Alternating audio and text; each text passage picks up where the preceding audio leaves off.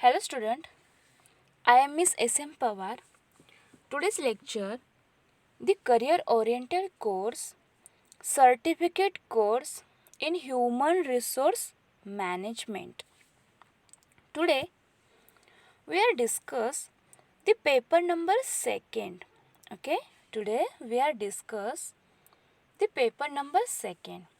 The paper number second is entitled as Recent Trends in Human Resource Management. तर आपण जो career oriented course आहे certificate course in human resource management याचा study करीत आहोत. त्यामध्ये तुम्हाला paper number first, paper number second आणि पेपर नंबर थर्ड यांचा 1 by 1 स्टडी करायचा आहे. तर प्रिव्हियस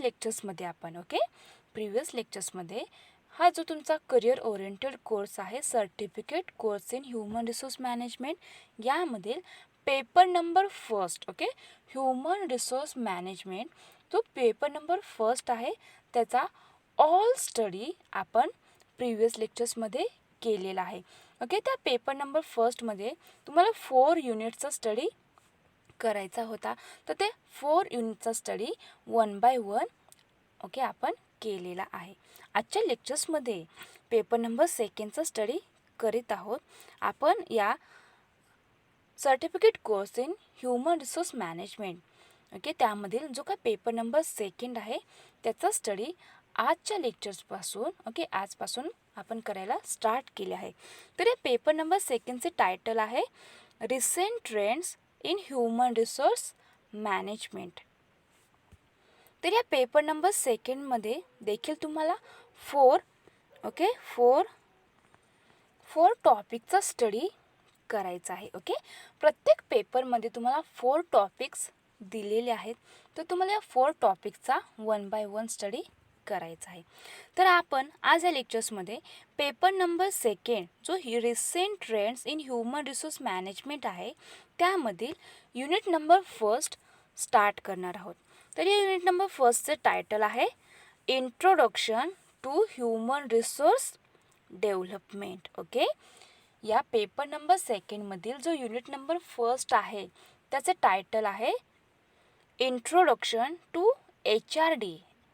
तर HRD म्हणजे काय तर ह्युमन रिसोर्स डेव्हलपमेंट.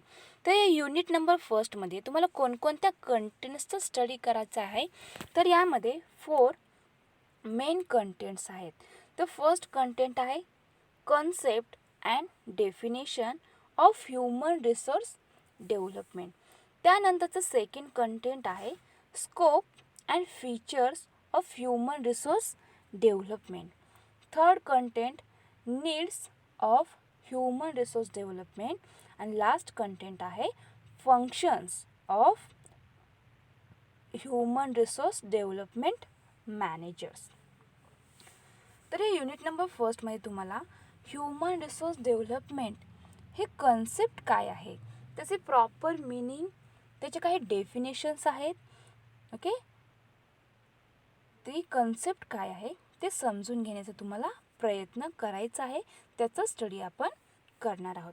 त्याचबरोबर या ह्युमन रिसोर्स डेव्हलपमेंट ही जी काही कन्सेप्ट आहे त्याची स्कोप मीन्स त्याची व्याप्ती आणि त्याची फीचर मीन्स त्याची काही वैशिष्ट्य आहेत त्याची काही कॅरेक्टरिस्टिक्स आहेत.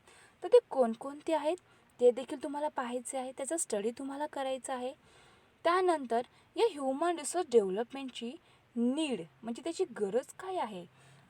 अशी ह्युमन रिसोर्स डेव्हलपमेंट कशासाठी केली पाहिजे त्याचे रिझन्स कोणते त्याचे नीड्स काय आहे त्याचा स्टडी या युनिट नंबर फर्स्टच्या माध्यमातून तुम्हाला करायचा आहे.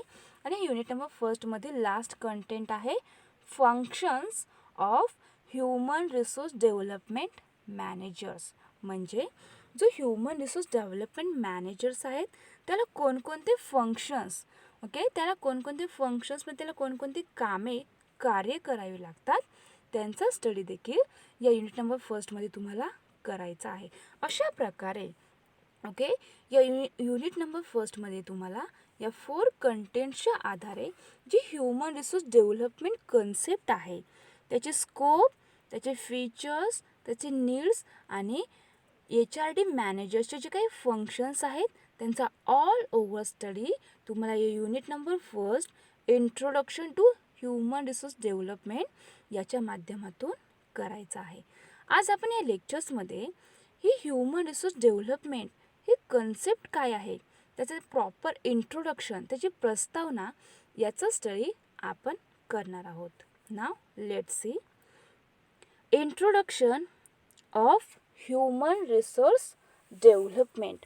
ओके, आपण पेपर नंबर 1 मध्ये कोणत्या कशाचा स्टडी केला होता, तर त्यामध्ये आपण ह्युमन रिसोर्स मॅनेजमेंट आपण ह्युमन रिसोर्स मॅनेजमेंटचा स्टडी केला होता. या पेपर नंबर 2 मध्ये आपण ह्युमन रिसोर्स डेव्हलपमेंट याचा स्टडी करीत आहोत.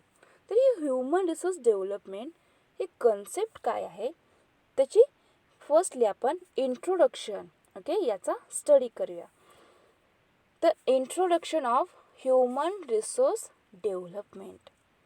As stated earlier, the term human resource refers to the knowledge, skills, creative abilities, talents, aptitude, values, and beliefs of an organization workforce. The more important aspect of human resource are aptitude, values, attitude, and beliefs.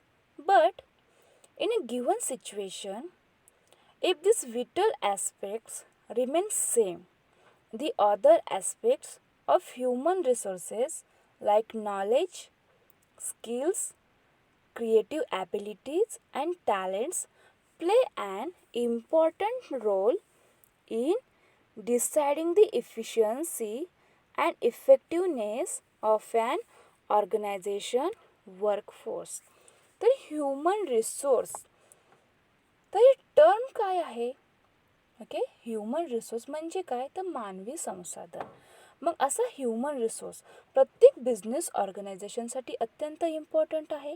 जर human resources त्या business ऑर्गनायझेशनमध्ये available नसेल, तो business start होणार नाही, तो run करता येणार नाही. कारण तो बिझनेस योग्य प्रकारे हँडल करायचा असेल तर त्या ठिकाणी योग्य तो एम्प्लॉई असणे आवश्यक आहे. कारण बिझनेस ऑर्गनायझेशनमध्ये काय काम केले जाते, तर प्रोडक्ट तयार करण्याचे काम केले जाते, जी काही सर्व्हिस आहे ते तयार करण्याचे काम केले जाते. मग ते प्रोडक्ट बनवण्यासाठी जे काही टेक्नॉलॉजीज यूज केल्या जातात, मग ते टेक्नॉलॉजी योग्य त्या प्रकारे वापरणे आवश्यक आहे. आणि ज्या व्यक्तीला अशा टेक्नॉलॉजी वापरता येतात असा व्यक्ती त्या ठिकाणी असणे आवश्यक आहे. म्हणून अशा ह्युमन रिसोर्सची त्या ठिकाणी आवश्यकता असते. म्हणून या ह्युमन रिसोर्सची आवश्यकता असते. मग हा जो काही ह्युमन रिसोर्स आहे त्याची योग्य त्या प्रकारे डेव्हलपमेंट करणे तेवढेच आवश्यक आहे. जर अशा ह्युमन रिसोर्सचा जो काही मानवी संसाधन आहे त्यांची जर डेव्हलपमेंटच केली नाही, यांचा विकास केला नाही, तर ते योग्य प्रकारे काम करणार नाहीत. म्हणून या ह्युमन रिसोर्स मॅनेजमेंटमध्ये ह्युमन रिसोर्स डेव्हलपमेंट हे अत्यंत इम्पॉर्टंट आहे. आपण certificate course in human resource management याचा स्टडी करीत आहोत. यामध्ये तुम्हाला हा काही ह्युमन रिसोर्स मॅनेजमेंट आहे त्यांना अशा अनेक प्रकारची कामे करावी लागतात. त्यामध्ये जो काही ह्युमन रिसोर्स आहे त्याची डेव्हलपमेंट करणे हा अत्यंत महत्त्वाचा असा काय आहे, एक फंक्शन आहे. एम्प्लॉयचे सिलेक्शन करण्यापासून तर तो एम्प्लॉई रिटायरमेंट होईपर्यंत त्याची डेव्हलपमेंट त्याचा विकास योग्य प्रकारे झालाच पाहिजे याची दक्षता याच्यामध्ये घेतली जाते. आणि त्याप्रमाणे त्या ह्युमन रिसोर्सची काय केली जाते, डेव्हलपमेंट केली जाते. The term human resource refers to the knowledge, skills, creative abilities, talents, aptitude, values, and beliefs of an organization work force. तर हा जो ह्युमन रिसोर्स आहे त्याच्याकडे कोणकोणते स्किल्स असावेत, तर याच्याकडे तो ज्या ऑर्गनायझेशनमध्ये काम करणार आहे, ओके, जो काही जॉब करणार आहे तर त्या कामाबद्दलचं त्याला नॉलेज असणे आवश्यक आहे, त्याच्याबद्दलचे स्किल्स, त्याचबरोबर क्रिएटिव्ह ॲबिलिटी, त्याच्याकडे टॅलेंट असणे आवश्यक आहे, ॲप्टिट्यूड, व्हॅल्यूज आणि बिलीव्स या सर्व गोष्टी त्या व्यक्तीकडे, त्या ह्युमन रिसोर्सकडे असणे आवश्यक आहे. तो जो काही काम करणार आहे त्याचे जर त्याच्याकडे नॉलेज असेल, स्किल्स असेल, त्याकडे क्रिएटिव्ह ॲबिलिटी असेल, योग्य प्रकारचे टॅलेंट असेल तर तो काम सहज करू शकतो. ओके, त्याला तो काम करता येऊ शकते. The more important aspect of human resource are aptitude, values, attitudes and beliefs. तर हे ह्युमन रिसोर्स जो काय ॲस्पेक्ट आहे, जो पैलू आहे त्यामधील ओके अत्यंत इम्पॉर्टंट असं ॲस्पेक्ट काय आहे, तर त्याच्याजवळ असणारे ओके ॲटिट्यूड, ॲप्टिट्यूड, व्हॅल्यूज आणि बिलीव्स या 4 गोष्टी, ओके, या 4 ॲस्पेक्ट्स या ह्युमन रिसोर्समधील अत्यंत इम्पॉर्टंट आहेत. But in a given situation, पण एखादी सिच्युएशनमध्ये काय होते, if this whittle aspects remain same, the other aspect of human resources like knowledge, skills, creative abilities and talents play an important role in deciding the efficiency and effectiveness of an organization workforce. तर हा human resource आहेत, त्याच्याकडे वेगवेगळी knowledge, skills, talent असते. मग त्याने okay या सर्वांचा यूज कोठे केला पाहिजे, तर जी काही ऑर्गनायझेशन आहे त्याच्यामध्ये जो काही काम करतो त्या ठिकाणी त्या ऑर्गनायझेशनची इफिशियन्सी, ओके, इफिशियन्सी इन्क्रीज होण्यासाठी आणि इफेक्टिव्हनेस वाढवण्यासाठी त्याने त्याचे नॉलेज, स्किल्स, त्याचबरोबर ॲबिलिटी, टॅलेंट यांचा वापर करून ती जी काही ऑर्गनायझेशन आहे त्या ऑर्गनायझेशनची इफिशियन्सी आणि इफेक्टिव्हनेस त्याने इन्क्रीज करण्यासाठी या सर्व ॲस्पेक्ट्सचा वापर करणे अत्यंत आवश्यक आहे. मग ती सिच्युएशन कोणतेही असू दे, ओके, त्या सिच्युएशनमध्ये त्याला त्याचं जे काही नॉलेज आहे योग्य त्या प्रकारे ते नॉलेजचा वापर करून ती सिच्युएशन त्याला हँडल करता आलीच पाहिजे. Enhancement of the utilization value of human resource depends on improvement of the human resource aspect. Okay, लक्षात ठेवा, हा जो काही ह्युमन रिसोर्स आहे त्याची इम्प्रूव्हमेंट ही कोणत्या गोष्टीवरती अवलंबून असते, डिपेंड असते, तर जो काही ह्युमन रिसोर्स आहे त्याच्याकडे असणारे जे ॲस्पेक्ट्स आहेत, okay, skill, knowledge, creative ability, talents, त्याचबरोबर मोल्डिंग अँड अदर ॲस्पेक्ट्सवरती ओके ही काय असते, त्यांची इम्प्रूव्हमेंट ही डिपेंड असते, like values, beliefs, aptitude and attitude in accordancy with the changing requirements of groups, organisation and society at large. आणि त्याचबरोबर ओके हे जे काही ह्युमन रिसोर्सचे जे काही ॲस्पेक्ट्स आहेत त्यांची इम्प्रूव्हमेंट हे त्यांच्याजवळ असणारे skill, knowledge, creative ability, talent यावरती डिपेंड असते आणि याच्यामध्ये ओके चेंज देखील करता येते. This process is the essence of human resource development. आणि ही एक ओके ह्युमन रिसोर्स डेव्हलपमेंट करण्याची काय आहे, एक प्रोसेस आहे, एक प्रक्रिया आहे. याच्यामधूनच त्या ह्युमन रिसोर्सची डेव्हलपमेंट करण्याचा प्रयत्न केला जातो. It is clear from this interpretation that human resources development improve the utilisation value of an organisation. तर हा जो काही ह्युमन रिसोर्स डेव्हलपमेंट आहे त्यांची इम्प्रूव्ह करायची असेल तर यासाठी ओके ते जी काही ऑर्गनायझेशन आहे त्याची जी काही व्हॅल्यू आहे त्याचे योग्य त्या प्रकारे युटिलायझेशन करून इंटरप्रिटेशन केले तरच ते जे काही ह्युमन रिसोर्स आहे त्यांची डेव्हलपमेंट इम्प्रूव्ह होऊ शकते.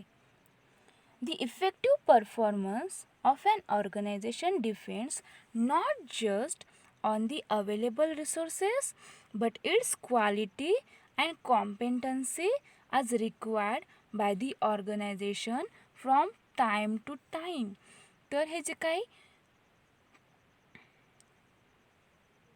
ऑर्गनायझेशन आहे, तर या ऑर्गनायझेशनची effective परफॉर्मन्सवरती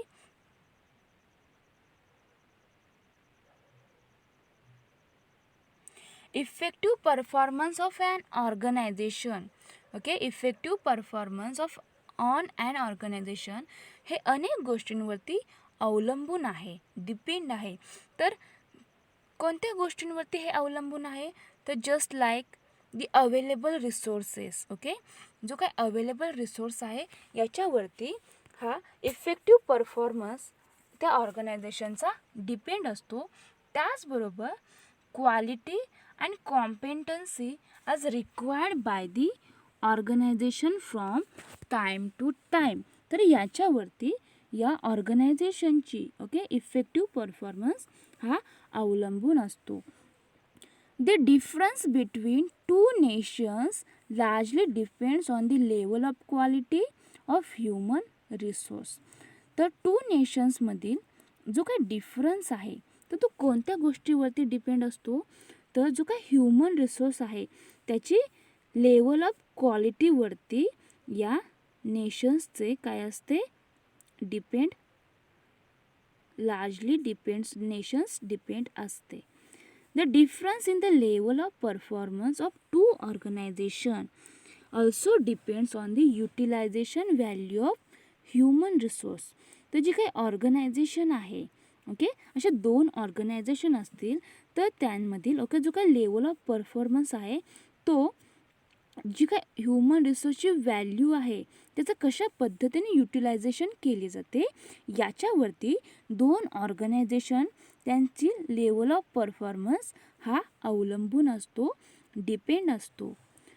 the efficiency of production process and various areas of management depends to a greater extent on the level of human resource development.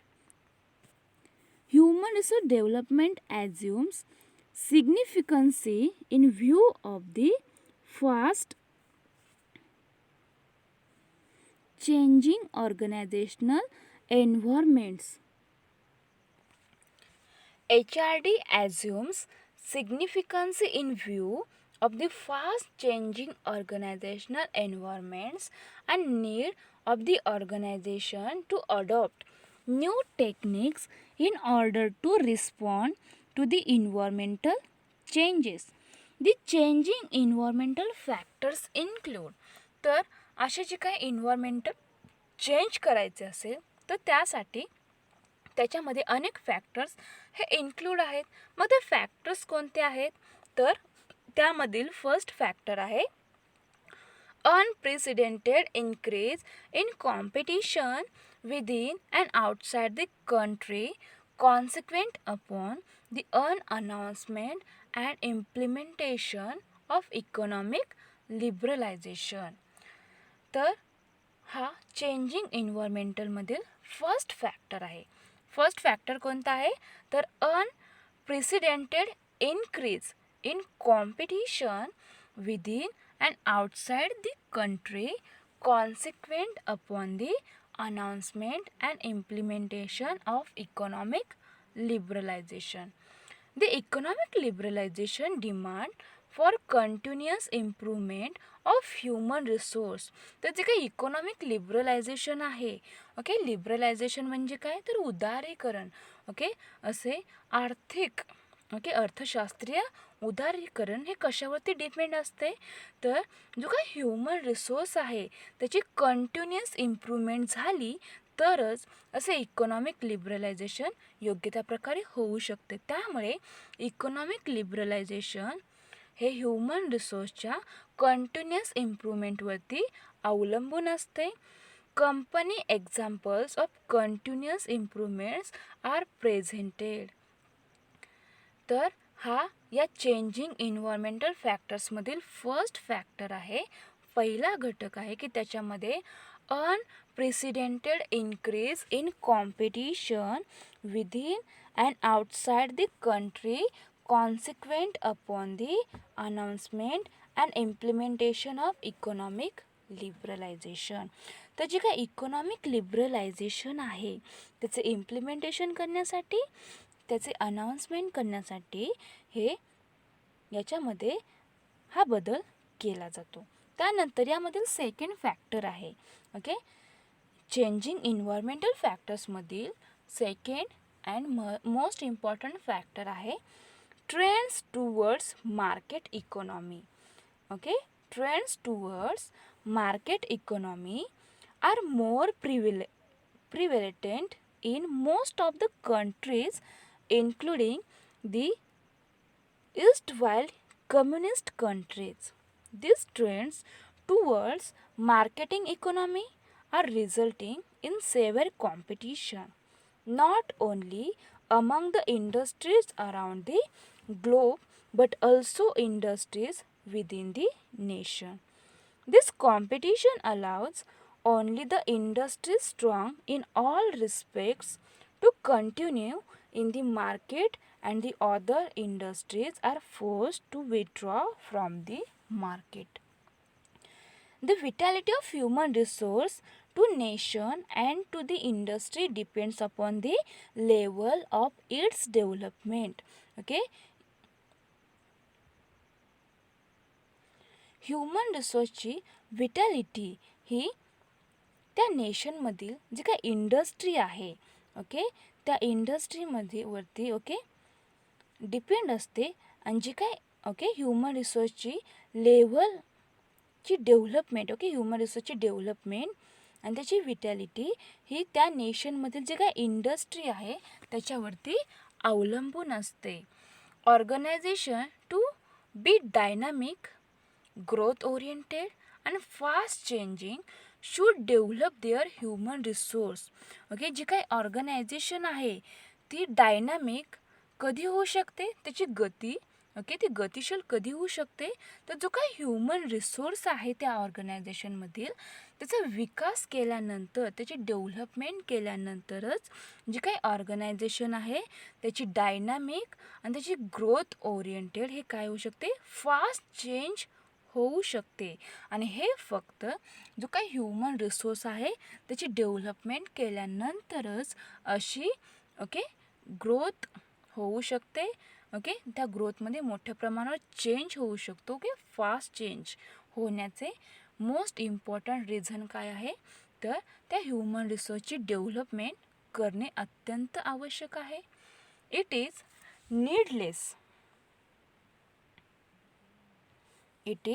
needless to say that the organization processing competent human resources grow faster and can be dynamic.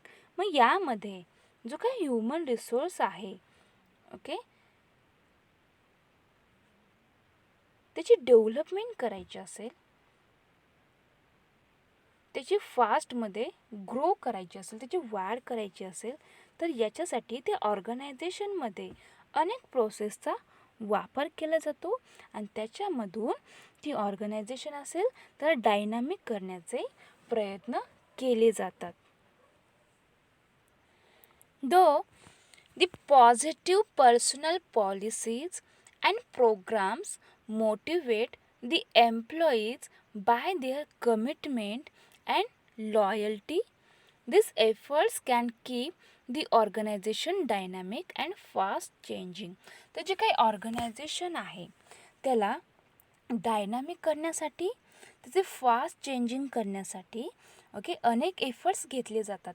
मग यामध्ये okay जो काही human resource आहे जो employee आहे त्यांच्यासाठी okay याच्यामध्ये programs organise केले जातात आणि त्याच्यामधून त्या एम्प्लॉयला मोटिवेट करण्याचे काम याच्यामध्ये केले जाते.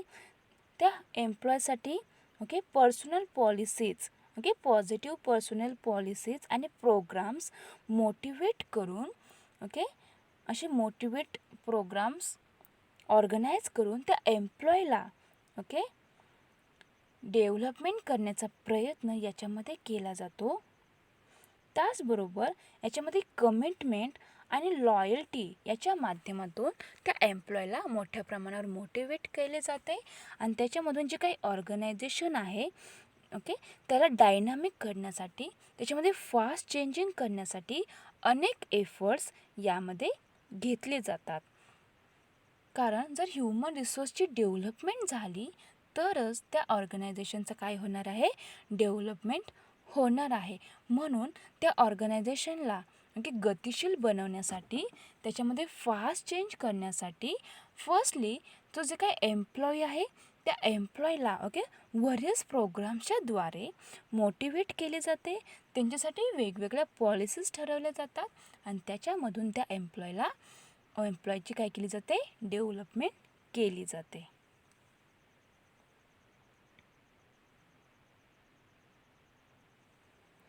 Organization to be dynamic should possess dynamic human resource. Organisation dynamic कधी होऊ शकते, तर जर तो ह्युमन रिसोर्स डायनामिक असेल तरच ती ऑर्गनायझेशन डायनामिक होऊ शकते. म्हणजे काय, जो काही ह्युमन रिसोर्स आहे त्याची गतिशीलता जास्त असेल, तो गतिशील असेल तर त्याच्यामुळे ही ऑर्गनायझेशन गतिशील होऊ शकते. Human resource to be dynamic should acquire capabilities continuously, adopt the values and beliefs and aptitude in accordance with changing requirements of the organization.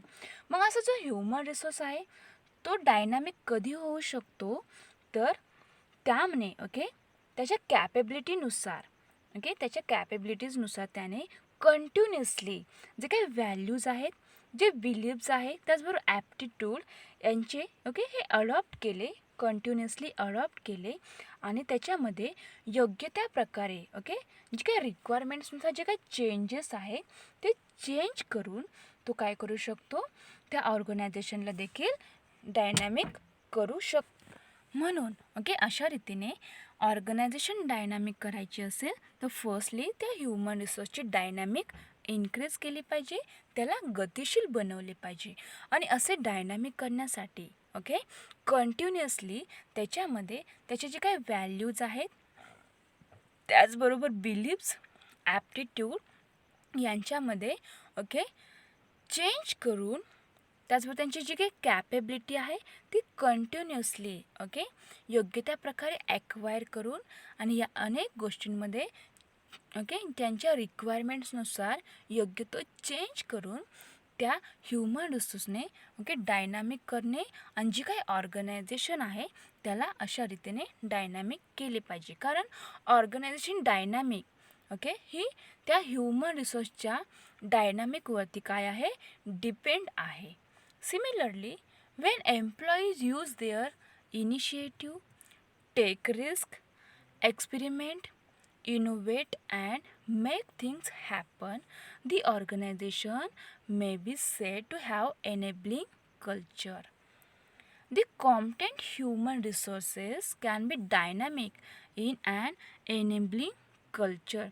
हा जो काही ह्युमन रिसोर्स आहे कॅन बी डायनॅमिक, तो केव्हा डायनॅमिक होऊ शकतो, जर त्याने जे काही कल्चर आहे ते इनेबलिंग केले तर हा ह्युमन रिसोर्स डायनॅमिक होऊ शकतो. Thus the organisation can develop, change and excel only if it possesses develop human resources. तर जी काही ऑर्गनायझेशन आहे ती कधी डेव्हलप होऊ शकते, तर जो काही ह्युमन रिसोर्स आहे तो योग्य प्रकारे डेव्हलप केला तरच ही ऑर्गनायझेशन डेव्हलप होऊ शकते. HRD plays a significant role in making the human resources vital, useful and purposeful. म्हणून हा जो ह्युमन रिसोर्स डेव्हलपमेंट आहे त्याचा सिग्निफिकंट रोल हा या ठिकाणी तो प्ले करीत असतो. म्हणजे सिग्निफिकंट म्हणजे काय, त्याचा इम्पॉर्टंट रोल आहे.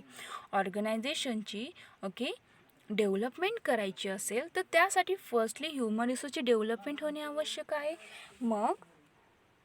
म्हणून फर्स्टली जो काही ह्युमन रिसोर्स आहे त्याची योग्य त्या प्रकारे डेव्हलपमेंट करणे आवश्यक आहे. आणि अशी ह्युमन रिसोर्सची डेव्हलपमेंट करण्यासाठी हा ह्युमन रिसोर्स डेव्हलपमेंट अत्यंत इम्पॉर्टंट असा रोल या ठिकाणी प्ले करीत असतो. आणि human resource whittle, useful and purposeful तयार करण्यासाठी, तो बनवण्यासाठी हा ह्युमन रिसोर्स डेव्हलपमेंट अत्यंत सिग्निफिकंटली रोल या ठिकाणी प्ले करतो. तर अशा प्रकारे आज आपण या लेक्चर्समध्ये कशाचं स्टडी केलं आहे, तर ह्युमन रिसोर्स डेव्हलपमेंट ही कन्सेप्ट काय आहे, त्याचं इंट्रोडक्शन काय आहे, त्या इंट्रोडक्शनच्या माध्यमातून ह्युमन रिसोर्स डेव्हलपमेंट ही कन्सेप्ट काय आहे त्याचा स्टडी आपण आज या लेक्चर्समध्ये केलेला आहे. ह्युमन रिसोर्स मॅनेजमेंटमध्ये हा ह्युमन रिसोर्स डेव्हलपमेंट अत्यंत इम्पॉर्टंट असा कंटेंट आहे.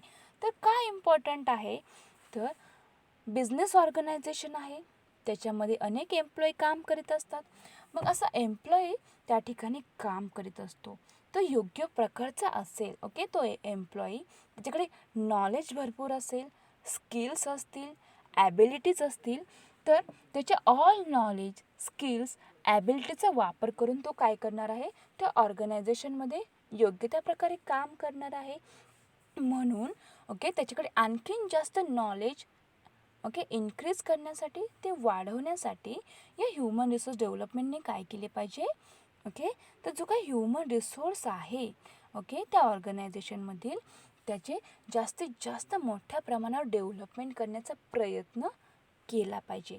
जर जो काही ह्युमन रिसोर्स आहे त्या ऑर्गनायझेशनमध्ये जर तो मोठ्या प्रमाणावर डायनामिक झाला, तो गतिशील झाला, तर ती ऑर्गनायझेशन आहे ती डायनामिक होऊ शकते. कारण ऑर्गनायझेशनची डायनामिक ही त्या ह्युमन रिसोर्सच्या डायनामिकवरती डिपेंड असते, त्याच्यावरती अवलंबून असते. तर अशा प्रकारे ही ह्युमन रिसोर्स डेव्हलपमेंट कन्सेप्ट काय आहे त्याचं इंट्रोडक्शन आज आपण हे लेक्चर्समध्ये पाहिलेलं आहे, त्याचा स्टडी केलेला आहे. तर आपण certificate course in human resource management याचा स्टडी करीत आहोत. आज आपण या लेक्चर्समध्ये या COC म्हणजे करिअर ओरिएंटेड कोर्स, जो certificate course in human resource management आहे, त्याच्यामधील पेपर नंबर 2 हे स्टार्ट केले आहे. या पेपर नंबर 2चं टायटल आहे recent trends in human resource management. लक्षात ठेवा, तुम्हाला 3 पेपर्सचा स्टडी करायचा आहे आणि त्याच्यासाठी 1 प्रोजेक्ट देखील प्रिपेअर करायचं आहे.